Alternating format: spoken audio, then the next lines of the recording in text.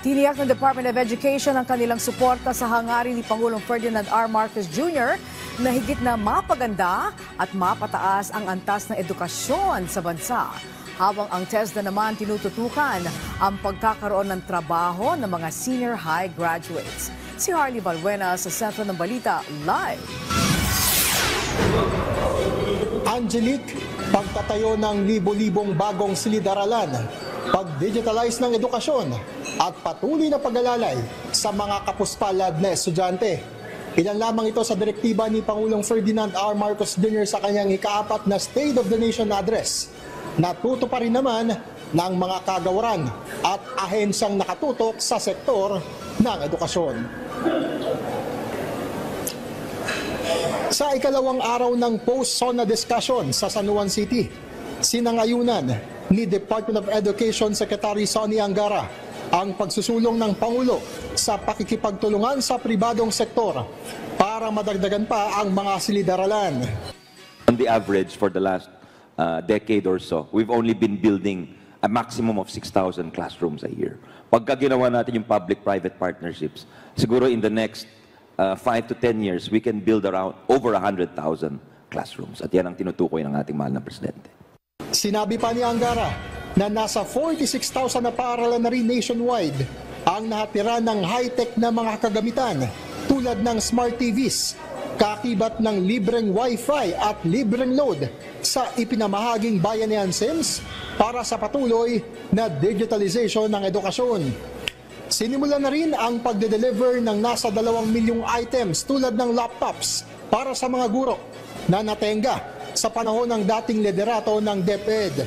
Makakatutok na rin ang mga guro sa nasa 40,000 public schools sa bansa dahil magkakaroon na sila ng sariling administrative officers na aalalay sa ibang gawain tulad ng feeding programs.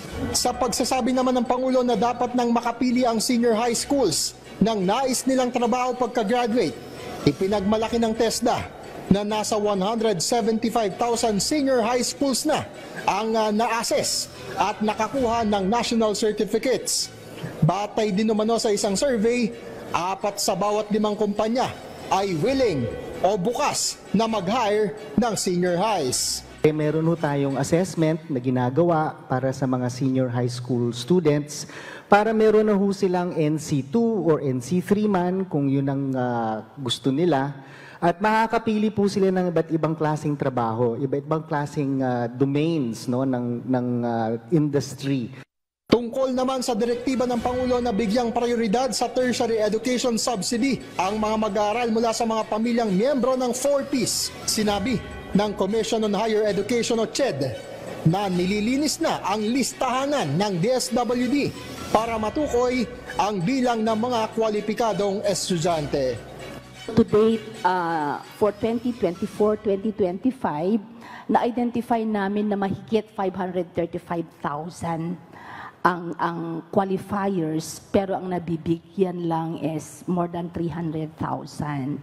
So ang mithiin ng ating Pangulo na every single household sa listahanan who belongs to the poorest of the poor ay sana man lang may graduate ng TechVoc or college.